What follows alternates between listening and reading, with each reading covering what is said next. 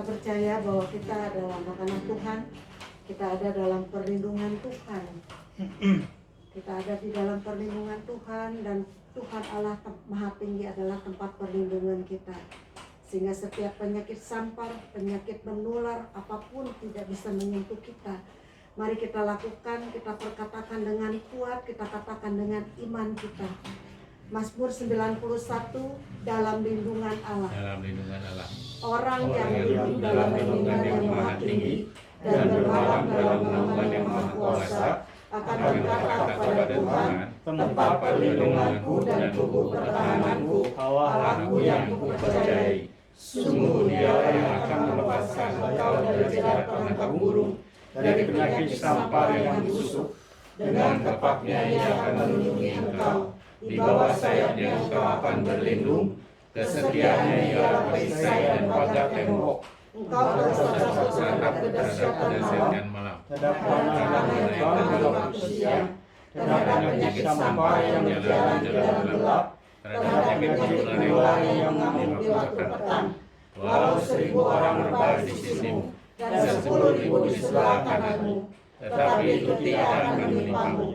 Engkau hanya menontonnya dengan matamu sendiri dan melihat pembalasan terhadap orang-orang fasik. Sebab Tuhan ialah tempat perlindunganmu, yang Maha Tinggi telah kau buat tempat perteduhanmu. Malapetaka tidak akan menimpamu, dan ulah tidak akan mendekat kepada kemahmu. Sebab malaikat-malaikatnya akan diperintahkannya kepadamu untuk menjaga engkau di segala jalanmu. Mereka akan menantang engkau di atas tangannya, supaya kakimu jangan terantuk kepada batu. Singa dan ular telung akan kau langkahi. Engkau akan menginjak anak singa dan ular naga. Sungguh hatinya melekat kepadaku, maka aku akan meluputkannya. Aku akan membentenginya, sebab ia mengenal namaku. Bila ia berseru kepadaku, aku akan menjawab. Aku akan menyertai dia dalam kesesakan. Aku akan meluputkannya dan memuliakannya. Dengan panjang umur akan kukenyangkan dia, dan akan kuperlihatkan kepadanya keselamatan daripadaku. Katakan amin 3 kali. Amin, amin, amin. Yang kemudian kita deklarasikan Mazmur 23, kita percaya kita punya gembala yang baik yang selalu memelihara hidup kita. Mazmur 23. Ya, Tuhan gembalaku yang baik, Mazmur Daud. Tuhan adalah gembalaku, takkan kekurangan aku. Ia membaringkan aku di padang yang berumput hijau. Ia membimbing aku ke air yang tenang. Ia menyegarkan jiwaku. Ia menuntun aku di jalan yang benar karena namanya. Sekalipun aku berjalan dalam lembah kekelaman, aku tidak takut bahaya, sebab Engkau besertaku. Gadamu dan tongkatmu itulah yang menghibur aku. Engkau menyediakan hidangan bagiku di hadapan lawanku. Engkau mengurapi kepalaku dengan minyak, biar aku penuh melimpah. Kebajikan dan kemurahan belaka akan mengikuti aku seumur hidupku, dan aku akan diam dalam rumah Tuhan sepanjang masa. Amin, amin, amin. Bapak, terima kasih, kami percaya Tuhan bahwa kami adalah umat-umat-Mu Tuhan. Kami berkumpul malam hari ini untuk bersekutu di dalam Engkau. Firman-Mu berkata 1-2 orang berkumpul di dalam nama Tuhan. Tuhan hadir, Tuhan ada di tengah-tengah kami. Kami percaya Tuhan malam hari ini Engkau ada bersama dengan kami. Karena Allah yang kami sembah adalah Allah yang maha hadir. Terima kasih Tuhan, kami mengucap syukur buat malam hari ini, buat pertemuan kami Tuhan. Kami bawa hidup kami seutuhnya di dalam tangan-Mu Tuhan. Di dalam nama Tuhan Yesus, kami percaya Tuhan, darah-Mu yang membasuh setiap kami. Darah-Mu yang mendamaikan kami Tuhan. Darah-Mu yang menguduskan kami. Darah-Mu yang mentahirkan kami Tuhan. Sehingga darah-Mu Tuhan yang melayakkan kami malam hari ini, untuk kami boleh datang di hadapan-Mu Bapa. Di dalam nama Tuhan Yesus, mari Roh Kudus Engkau yang beracara malam hari ini. Mari Roh Kudus Engkau hadir di tengah-tengah kami, menjamah dan melawat setiap kami. Terima kasih Tuhan buat hari ini, malam hari ini Tuhan. Kami sudah deklarasikan Mazmur 91 dan Mazmur 23. Dan itu kami percaya terjadi digenapi dalam hidup setiap kami. Di dalam nama Tuhan Yesus, inilah masa Tuhan ada pembedaan terjadi atas kami. Sama umat-Mu, anak-anak-Mu yang terus berlindung, berharap, bergantung sepenuhnya kepada Engkau. Engkau tempat kubu pertahanan kami, Engkau kota benteng kami Tuhan. Kami percaya Tuhan 1.000 orang rebah di sisi kami dan 10.000 di sebelah kanan kami. Itu kami hanya menontonnya dan itu tidak terjadi kepada kami. Dan pembalasan orang fasik kami boleh melihat Tuhan, karena Tuhan yang perintahkan malaikat-malaikat Tuhan yang berjaga di sekeliling kami. Terima kasih Tuhan buat perlindungan-Mu yang sempurna. Terima kasih Tuhan, kami mengucap syukur.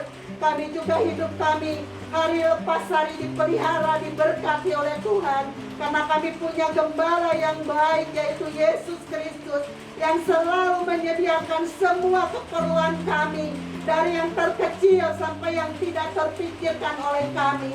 Kami percaya Tuhan, kami bersyukur Tuhan. Terima kasih Tuhan, terima kasih. Malam hari ini Tuhan, kami mau meninggikan Engkau. Kami mau menyembah Engkau Tuhan. Kami mau memuji-muji Engkau Tuhan. Mari Tuhan, mari. Inilah hati kami, inilah hidup kami. Kami bawa di hadapan-Mu Tuhan. Terima kasih, terima kasih.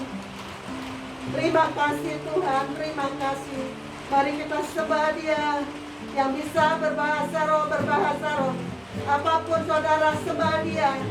Ya nama Santara Masyekelelelelele. Ya nama Sekelolarabaya namaya namaya Sekelolarabaya. Ya Rabaya namaya Sekelolarabaya namaya Sekelolarabaya namaya Sekelelelelele. Ya Rabaya namaya Sekelelelelele. Biar tiang api-Mu Tuhan ada di tempat ini. Tiang api-Mu Tuhan, ya nama Syakara Batakaya namanya Sekelelelelele. Setiap kuasa-kuasa apapun yang bukan dari Tuhan menyingkir di dalam nama Tuhan Yesus. Kiralarabaya namanya Sekelelelelele. Kiralarabaya namanya Sekelelelelele. Terima kasih Tuhan, terima kasih. Terima kasih Tuhan. Terima kasih, terima kasih. Di dalam nama Bapa, Putra dan Roh Kudus, kami sudah berdoa. Kami mengucap syukur dalam nama Yesus yang siap memuji Tuhan. Katakan sama-sama, amin. Ya, silakan saudara mau duduk atau mau berdiri. Kita akan masuk, kita akan menyembah Tuhan. Kita akan dalam hati hati. Jangan masuk ke dalam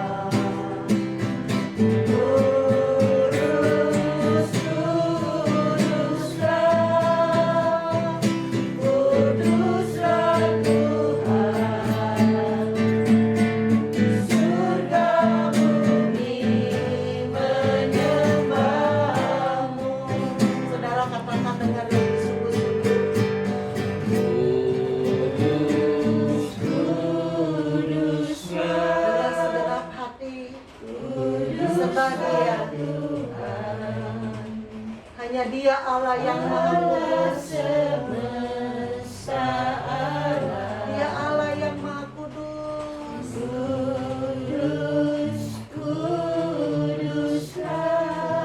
Inilah kami. Kami bersujud Tuhan.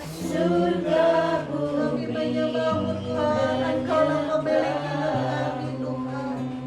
Sekali lagi katakan dengan Yesus. Yes, Lord.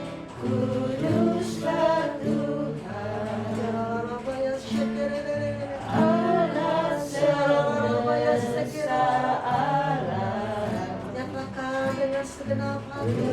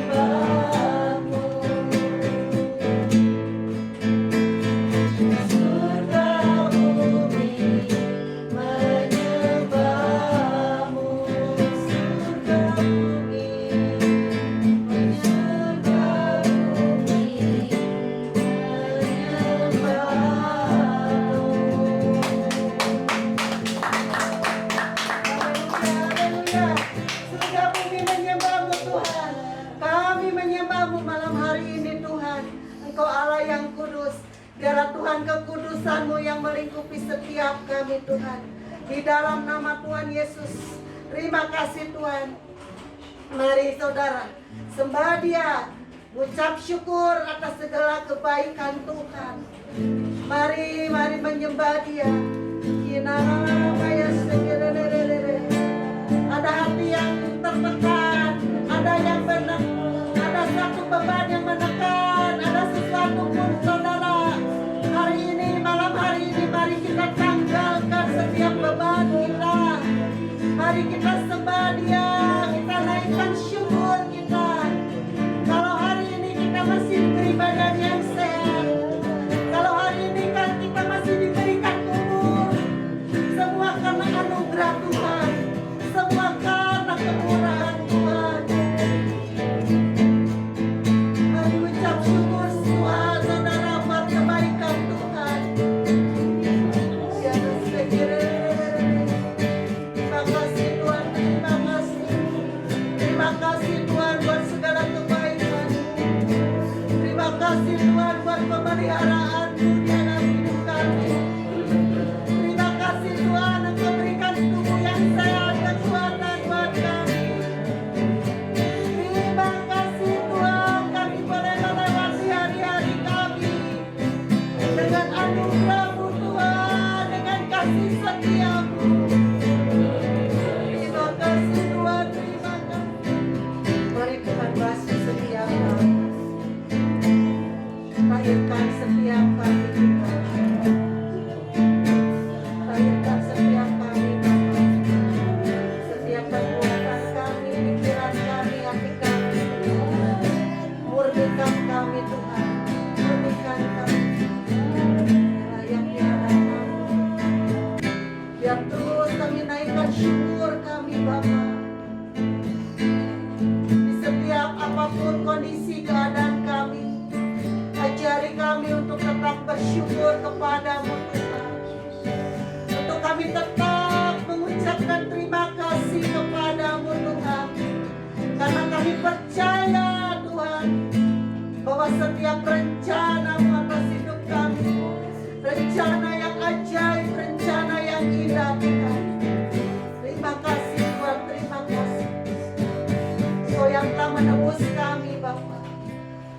Terima kasih Tuhan, Engkau yang telah menebus kami dari segala dosa pelanggaran kami.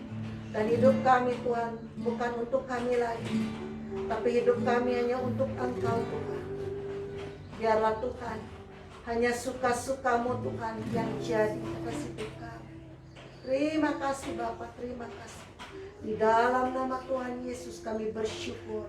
Haleluya, amin. Saudara, kita bangkit berdiri, kita nyatakan pujian suka-sukamu Tuhan. Biarlah pujian ini membawa kita bahwa biarlah suka-suka Tuhan yang jadi atas hidup kita. Semula hidupku telah ditebus oleh kuasa darah yang kudus. Sekarang hidupku bukan milikku lagi. Yang Tuhan ku lakukan, apa yang Tuhan ku mau lakukan, asalkan Tuhan ku senang, semua ku rela, namanya dimuliakan. Suka-sukamu Tuhan, suka-sukamu Tuhan, suka-sukamu Tuhan, suka-sukamu Tuhan, suka-sukamu Tuhan, suka-sukamu Tuhan, suka-sukamu Tuhan, suka-sukamu Tuhan. Saudara, mari kita goyang sedikit, kita olahraga ya.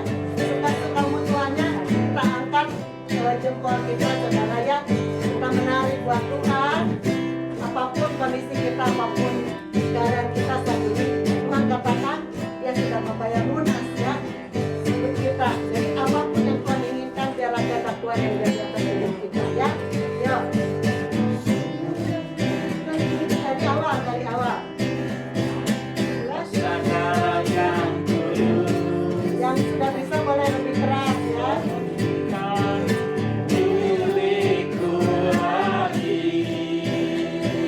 Yes, amin, haleluya. Apa yang Tuhan ku mau inginkan, apa yang Tuhan mau lakukan, asalkan Tuhan ku senang, semua relakan, namanya dimuliakan. Suka-sukamu Tuhan, suka-sukamu Tuhan, suka-sukamu Tuhan, suka-sukamu Tuhan, suka-sukamu Tuhan, suka-sukamu Tuhan,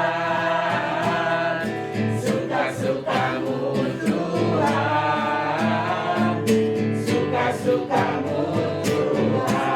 Tuhan,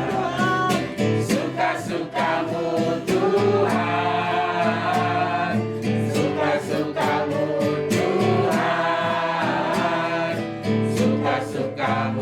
Tuhan,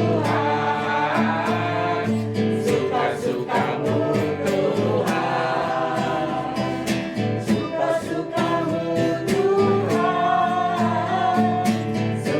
suka-sukamu Tuhan, suka-sukamu Tuhan,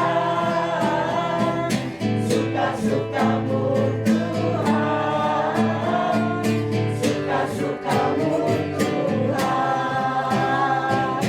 suka-sukamu Tuhan, suka-sukamu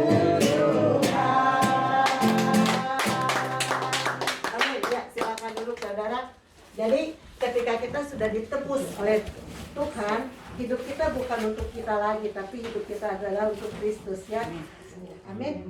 Ya, kita akan siapkan hati kita untuk mendengar firman Tuhan. Mari saudara kita datang, kita tetap dalam hadiratnya. Kita akan menyanyikan Ku di dalammu dan Kau di dalamku. Apaan?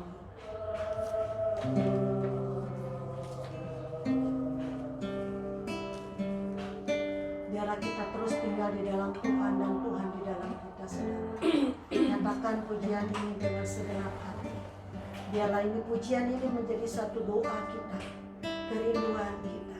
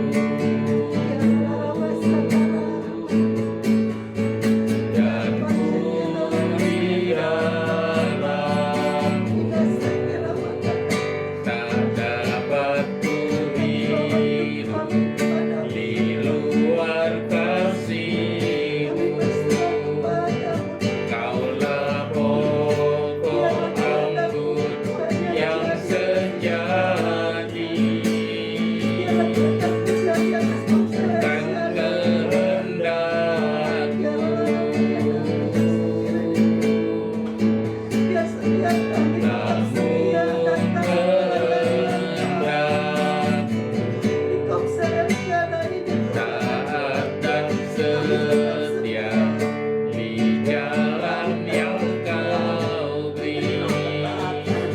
Yesus, ku percaya padamu.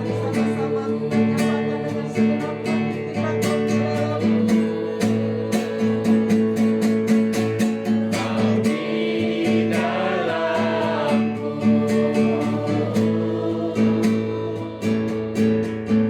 dan ku di dalammu. Tak dapat ku hidup di luar kasih-Mu. Kaulah pokok anggur yang sejati, bukan kehendakku,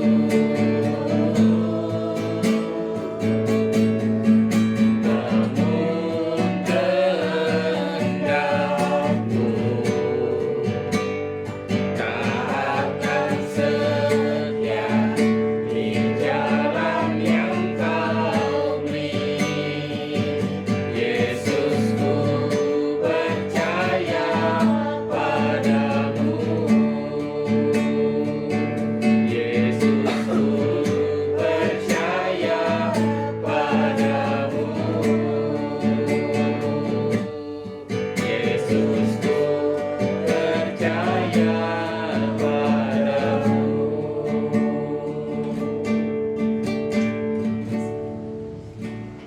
Tuhan Yesus, sungguh kami percaya padamu, karena Engkau pokok anggur dan kamilah ranting-ranting, sehingga hanya di dalam Engkau kami dikuatkan, di dalam Engkau kami ada damai sukacita, di dalam Engkau kami beroleh kemenangan, dan di dalam Engkau kami beroleh keselamatan.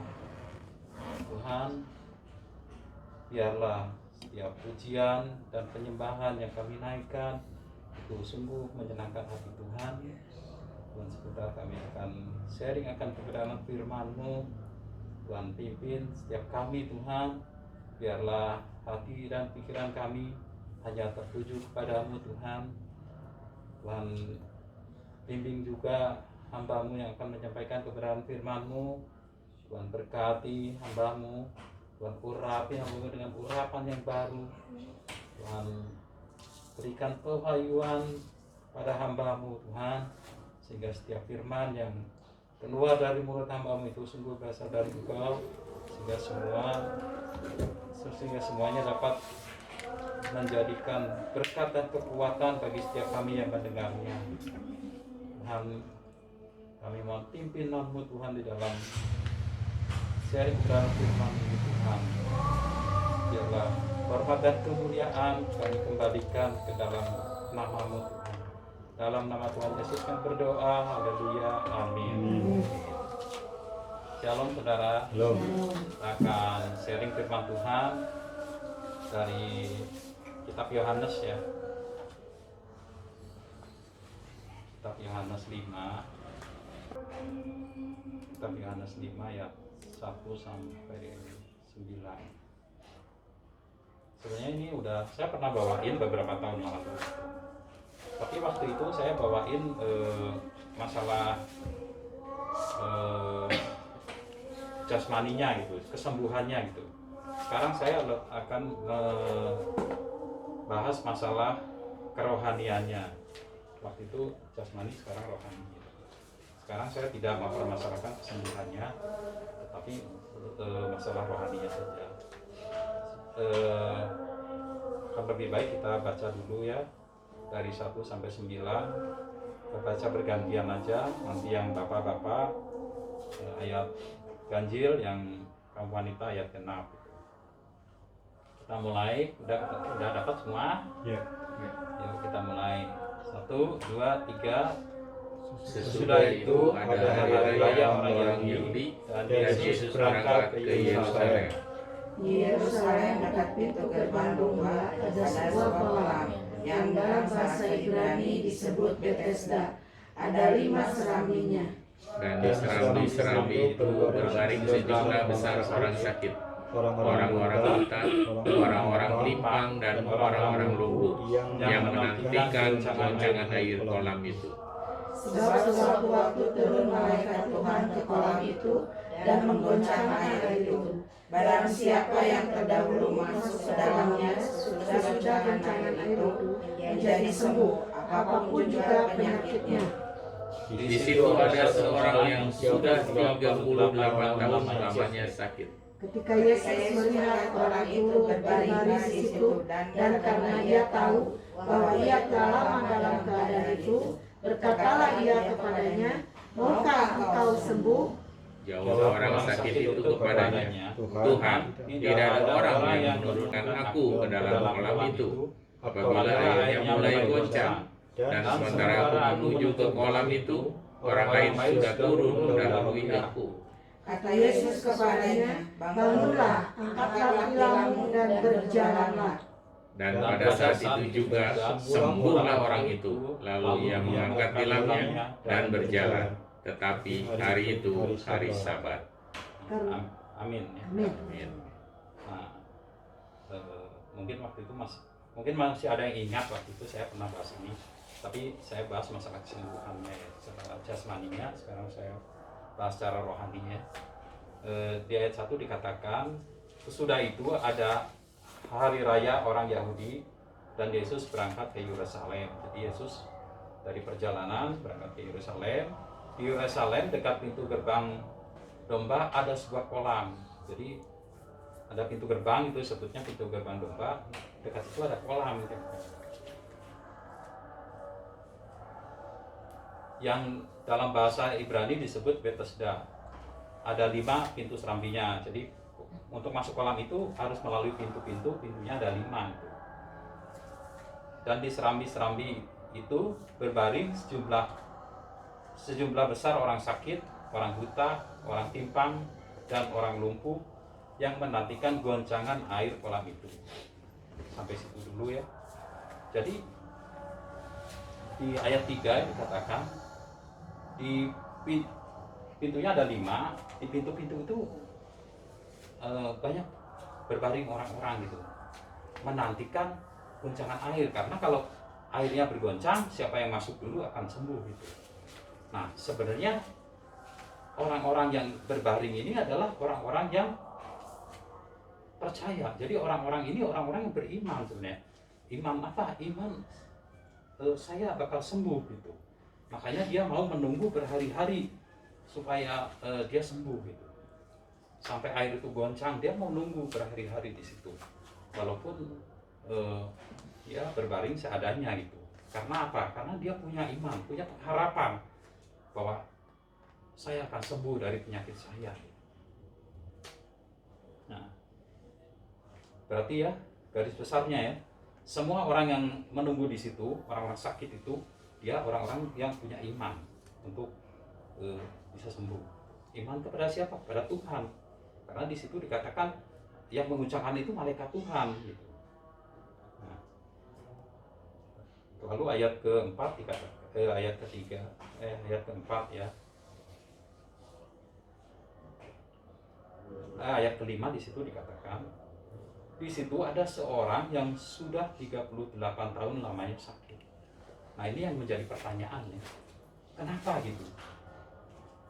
Kok itu orang mungkin beri ratus-ratus orang, mungkin aja beribu-ribu orang, tapi hanya ada satu yang menunggu sampai 38 tahun gitu. Dia juga orang percaya, dia punya iman bahwa saya akan sembuh gitu. Yang lain nggak tahu, mungkin udah ganti orang, mungkin orang yang itu udah sembuh, datang lagi orang lain yang baru lagi, udah sembuh lagi. Sebab sampai 38 tahun gitu. Sementara dia menunggu gitu. Padahal mereka sama-sama, mereka punya iman bahwa saya akan sembuh. Tuhan akan memberikan kesembuhan lewat goncangan air kolam itu. Tetapi yang jadi masalah, yang jadi pertanyaan di sini, di situ ada seorang yang 38 tahun lamanya sakit. Jadi orang itu nggak sembuh-sembuh. Ada apa dengan orang ini? Ya. Kita dapat jawabannya di sini. Ketika Yesus melihat orang itu berbaring di situ, dan karena ia tahu bahwa ia telah lama dalam keadaan itu, jadi artinya Yesus tahu orang itu sudah lama gitu dalam keadaan lumpuh di situ, menanti kesembuhan gitu. Maka berkatalah Yesus pada orang itu gitu ya, maukah engkau sembuh gitu. Nah, Yesus berkata, maukah engkau sembuh? Nah, orang itu menjawab gini. Jawab orang sakit itu pada Tuhan, ya, Tuhan, tidak ada orang yang menurunkan aku ke dalam kolam itu. Dari apabila airnya mulai goncang, dari sini kita tahu ya, kenapa sih orang ini kok sampai 38 tahun tidak sembuh gitu. Nah, dari jawaban ini kita tahu. Saya andaikan lah ya, kalau misalkan saya lantai sakit gitu, lama, saya tanya, Lan, kamu mau sembuh? Tiba-tiba Lantar bilang, nggak ada anak saya yang mau ngantar saya berobat. Nah, ini pasti hakim tahu nih, kalau jawaban gini nih tipe orang apa nih? Pasti tahu, sebab dia talentanya di situ. Itu artinya orang ini ada kepahitan. Dia katakan tidak ada orang, berarti dia tuh kepahitan pada orang-orang. Nggak ada orang yang mengangkat aku waktu air itu. Dia ada kepahitan gitu. Pantas saja dia nggak sembuh-sembuh karena ada kepahitan. Kepahitan itu menghambat berkat kesembuhan. Bahkan kepahitan juga nanti menghambat untuk dia masuk ke surga. Setelah dia meninggal, dia nggak akan masuk surga karena kepahitan gitu. Jadi yang menyebabkan orang lumpuh ini sampai 38 tahun tidak sembuh itu karena kepahitan. Kenapa sampai orang ini bisa mendapat akar kepahitan, sedangkan yang lain tidak? Yang lain sembuh, udah bergonta-ganti orang. Karena dia imannya salah. Memang dia imannya benar, dia juga sama dengan orang-orang lain, punya iman bahwa saya akan mendapat kesembuhan dari Tuhan lewat goncangan air. Imannya betul sih. Cuman waktu itu saya pernah bahas iman ya. Jadi iman tuh tidak cukup kita percaya, tapi satu lagi apa? Coba ada yang ingat nggak? Kita percaya dan apa? Kita percaya dan mempercayakan hidup kita pada Tuhan. Nah, orang ini percaya kepada Tuhan, tapi dia mempercayakan hidupnya kepada siapa? Tidak ada orang yang menggotong aku. Jadi kepada manusia. Makanya dia nggak sembuh-sembuh. Firman Tuhan bilang apa? Terkutuklah orang yang mengandalkan manusia. Akhirnya dia terkutuk memang. Terkutuk di mana? Sakit. Sakitnya nggak sembuh-sembuh. Puji Tuhan ya. Dia berjumpa dengan Tuhan secara pribadi. Di ayat berikutnya dikatakan ayat 8,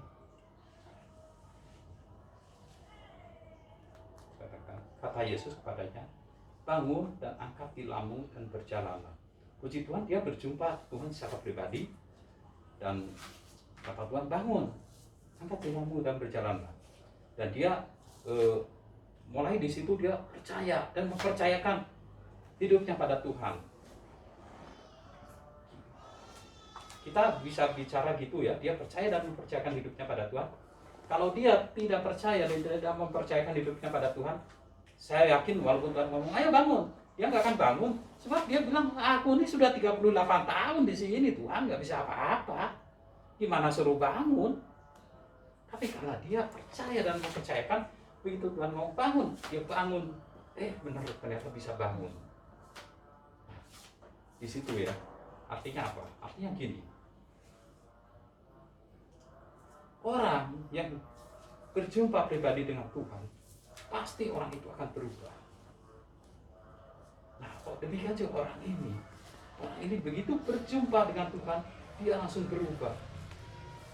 Dia langsung berubahnya apa? Drastis sekali. Dari sakit menjadi sembuh gitu. Dari hidupnya di dalam kutuk menjadi hidup di dalam berkat. Berkatnya berkat kesembuhan. Dia langsung dapat berkat kesembuhan gitu. Nah, itu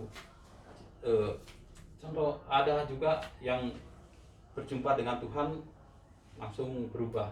Itu seperti apa? Saulus waktu itu waduh jahat sekali, dia bunuh orang-orang percaya, anak-anak Tuhan dibunuh. Begitu berjumpa dengan Tuhan dia langsung berubah drastis, dia langsung malah menjadi hamba Tuhan. Nah, itu setiap orang yang berjumpa dengan Tuhan pasti akan mengalami perubahan. Nah, demikian juga dalam hidup kita ya, kita juga nggak terlepas lah dari masalah itu. Kita juga seringkali gitu seperti orang lumpuh ini. Oke, kita percaya kok, tapi kita tidak mempercayakan hidup kita gitu. Karena kita ada punya masalah gitu. Percaya saya doa gitu ya, percaya. Tapi setelah doa, pikiran kita kemana? Siapa yang bisa tolong saya? Nah, artinya saya mempercayakan hidup saya ini pada orang gitu. Saya cari orang siapa yang bisa tolong saya. Sementara kita sudah berdoa sama Tuhan, kita sudah percaya, tapi kita tidak mempercayakan hidup kita pada Tuhan. Sehingga apa? Masalah kita ya nggak akan selesai. Supaya kita bisa percaya dan mempercayakan hidup kita pada Tuhan, seperti orang lumpuh ini harus mengalami perjumpaan pribadi dengan Tuhan. Bagaimana ya? Oh, Tuhan sudah 2000 tahun meninggal, 2000 tahun lalu. Gimana saya mau berjumpa pribadi dengan Tuhan? Kita mau berjumpa dengan Tuhan itu setiap saat, setiap waktu, dimanapun kita berada, kita bisa berjumpa dengan Tuhan. Lewat apa? Lewat doa, lewat pujian penyembahan, lewat baca firman. Itu artinya kita berjumpa dengan Tuhan. Jadi supaya kita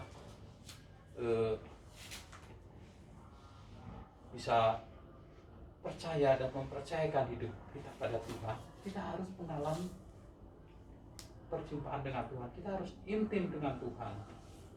Baru kita bisa percaya dan mempercayakan hidup kita pada Tuhan.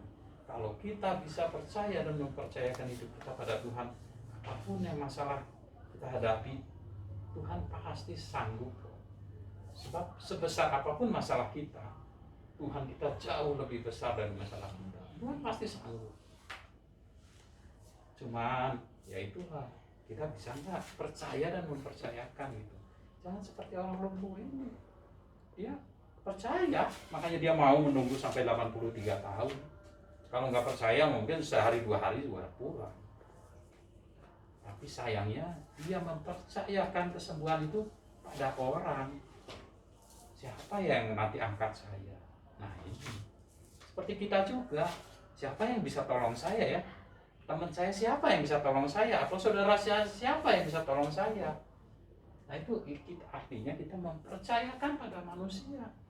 Firman Tuhan udah jelas katakan, terkutuklah orang yang mengandalkan manusia dan kekuatannya sendiri, diberkatilah orang yang mengandalkan Tuhan.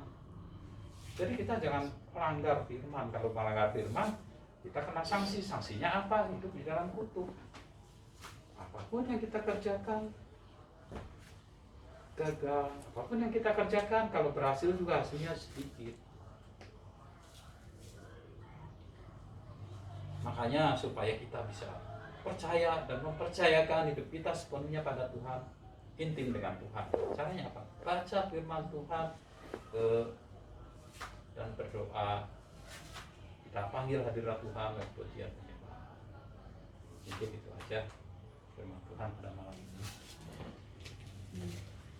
Saudara, saya mau nambahkan sedikit ya.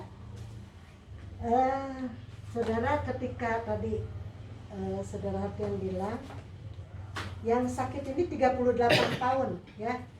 Tadi dia kan Tuhan cuma tanya, maukah engkau sembuh? Terus dia jawabnya apa yang tadi? Tuhan, tidak ada orang yang mau nurunin. Jadi Tuhan cuma tanya, kamu mau sembuh nggak? Jawabnya cuma, ya kan? Tuhan mau, jawabnya cuma itu seharusnya. Tapi dia apa? Tuhan, nggak ada orang yang nurunin saya. Satu tadi dia bilang mempercayakan dia ke orang, mempercayakan kepercayaannya kepada manusia. Yang kedua apa? Manusia cenderung menyalahkan orang lain. Ya, misalnya kondisi kita seperti ini, rumah tangga kita, misalnya ada masalah dalam rumah tangga kita. Kadang-kadang kita nyalahin, itu sih papanya nggak benar, itu sih anak-anak nggak sayang sama orang tua. Condong kita menyalahkan orang lain. Tapi hari ini kita belajar bagaimana kita harus mengintrospeksi diri kita sendiri. Bagaimana kita belajar koreksi diri kita sendiri. Nah saudara, saya baca satu buku dari buku ini bercerita tentang diilustrasikan seperti ini. Ada seorang maling, ya, ada seorang maling, dia dikejar-kejar, kemudian ada ini ilustrasinya, ada mobil presiden di situ ya, mobil presiden dan di dalamnya ada presiden. Orang ini ketika dikejar-kejar, dia lari masuk ke dalam mobil presiden itu. Saudara, ya, tolong diperhatikan ini ilustrasi. Ketika saya baca buku ini, wow gitu ya.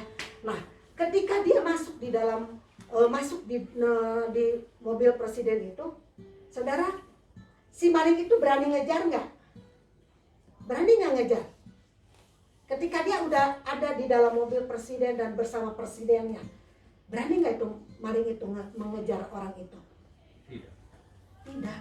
Kenapa, saudara? Kan ada presiden di dalamnya, ya kan? Artinya ya, saudara, ketika kita menyerahkan hidup kita seutuhnya ke dalam tangan Tuhan, saudara, full pengcoveran Tuhan itu, perlindungan Tuhan itu, detik itu juga ketika kita masuk di mobil presiden itu ya, kita pengcoveran perlindungan Tuhan, ya, detik itu juga ada perlindungan Tuhan.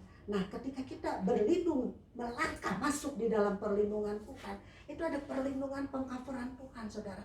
Tapi sedetik saja ketika kita keluar dari perlindungan Tuhan, dari Tuhan, sedetik, saudara, lepas semuanya. Kesusahan, malapetaka, apapun terjadi, karena kita lepas dari perlindungan itu. Seperti maling ini, saudara. Kalau maling itu ya keluar aja dari mobil itu, dari mobil presiden itu, sedetik dia keluar, dia akan dikejar oleh maling itu, dia akan dikejar sampai manapun dia akan, mungkin dia digebukin, mungkin diapain ya, saudara. Cuman hitungan detik, saudara. Jadi apa artinya, maksudnya?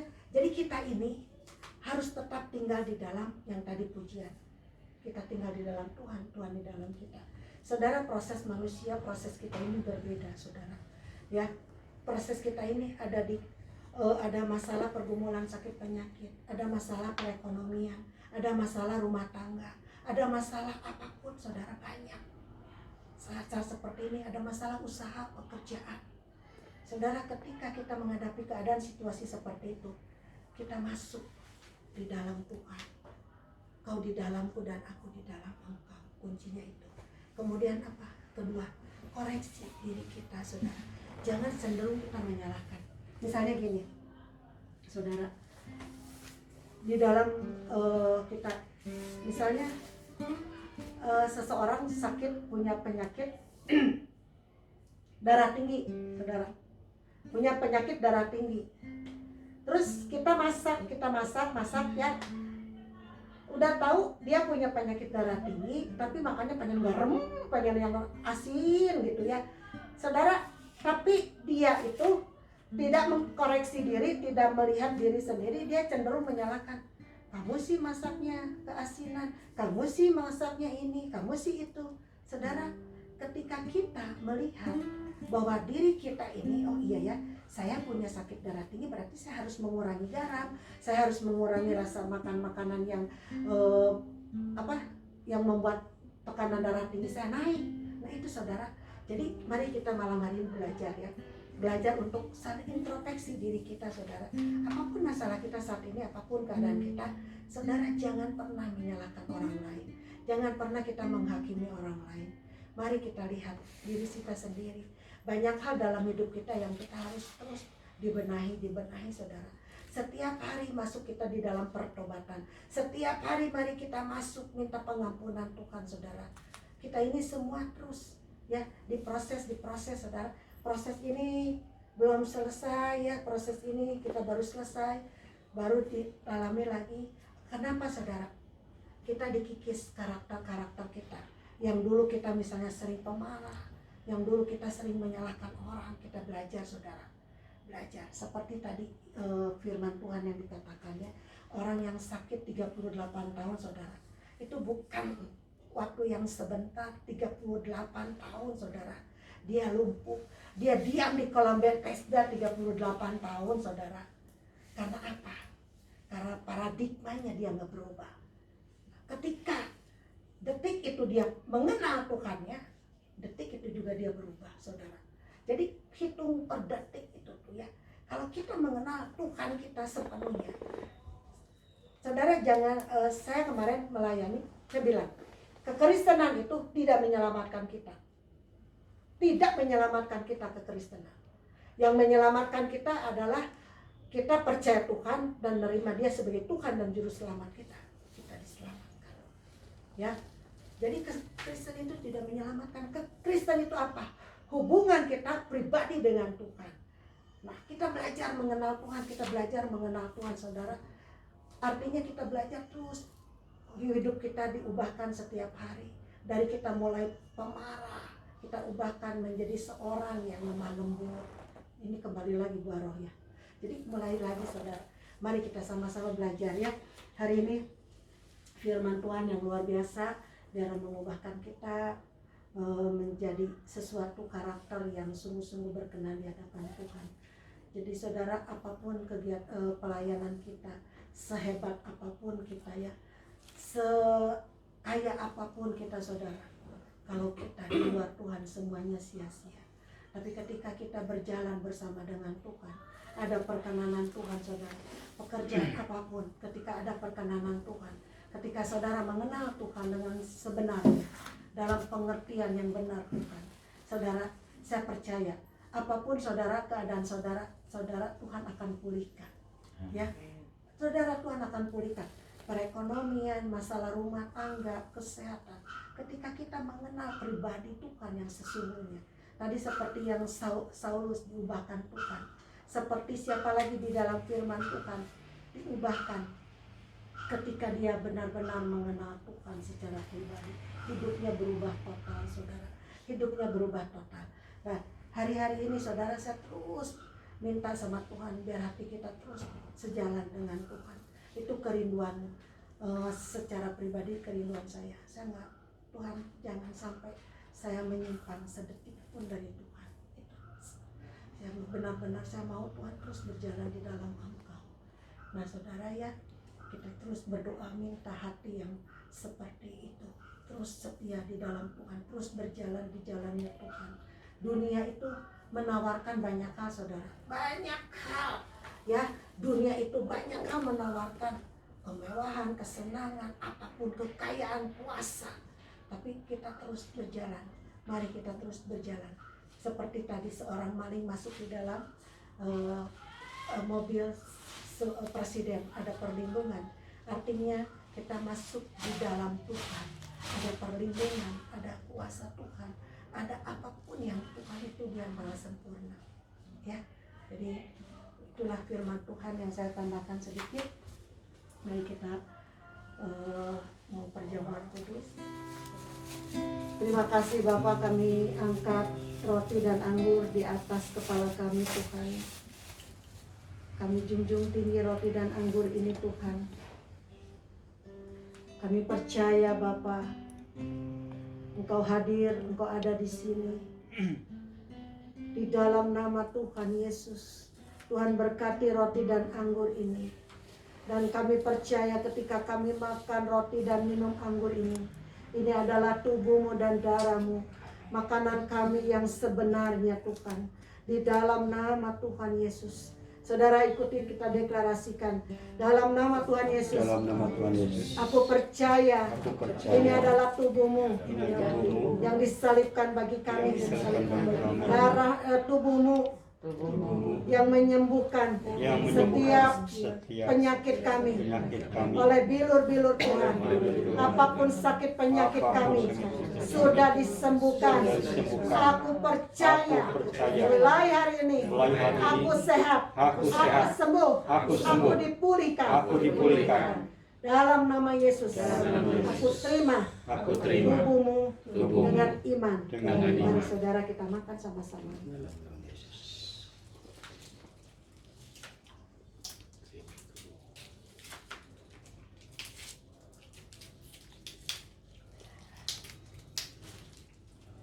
Angkat sekali lagi. Tuhan Yesus, terima kasih untuk darah-Mu yang tercurah di atas kayu salib. Darah-Mu yang membebaskan kami dari segala kutuk apapun yang diwariskan oleh nenek moyang kami. Semua sudah dibayar lunas oleh darah Yesus di atas kayu salib, sehingga tidak ada lagi surat tagihan kutuk atas hidupku dan keluargaku. Aku percaya darah-Mu sudah menghapuskan setiap dosa dan pelanggaran. Aku percaya darah-Mu yang sudah membebaskan hidupku. Mulai hari ini hidupku ada di dalam perlindungan Tuhan yang sempurna, yang ajaib, sehingga segala penyakit sampai, segala penyakit menular, virus-virus tidak boleh menyerang aku dan keluargaku, tidak bisa mendekat, tidak bisa masuk di tubuhku, di keluargaku, karena ada darah Yesus dalam hidupku dan keluargaku. Dalam nama Tuhan Yesus, aku terima darah-Mu dengan iman. Ya, mari kita minum sama-sama. Terima kasih Tuhan.